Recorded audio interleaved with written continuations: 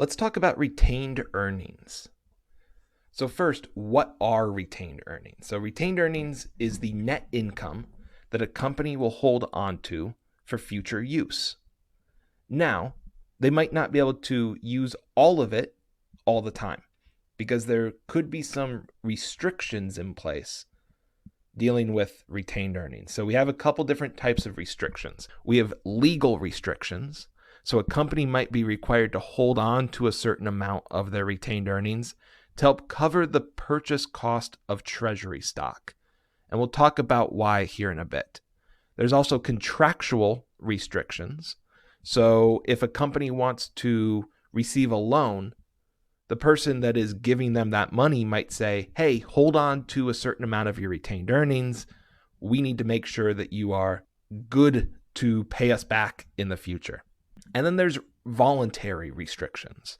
The board of directors, the company itself, could put restrictions on retained earnings for specific purposes in the future. So think expansion, think making major purchases of equipment, right? If they're planning that kind of expansion in the future, the company might put certain restrictions on retained earnings to make sure that they have that money down the road. So there's a couple things that could increase retained earnings for a company.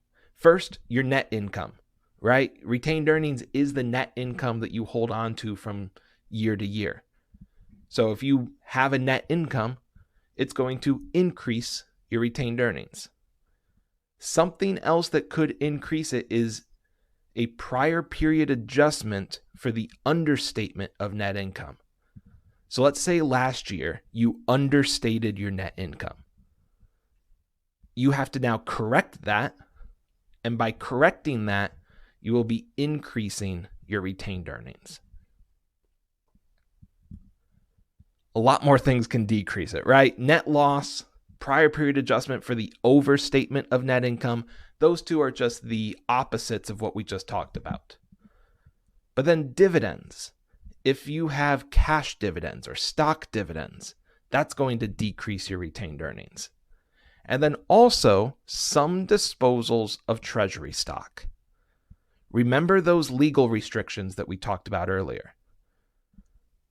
If you don't have enough to cover the loss on the disposal of treasury stock, you're going to need to take that out of your retained earnings.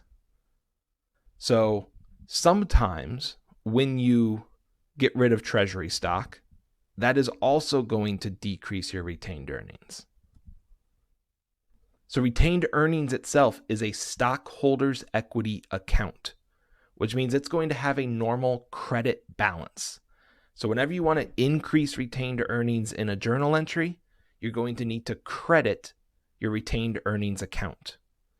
So we can see a couple examples of journal entries down below. If we want to close our net income, that's a debit to income summary and a credit to retained earnings. Close a net loss, we just have to flip the two. So notice when you have a net income, we're crediting our retained earnings. We're making your retained earnings go up. And when you have a net loss, we are debiting our retained earnings, which is going to decrease that account.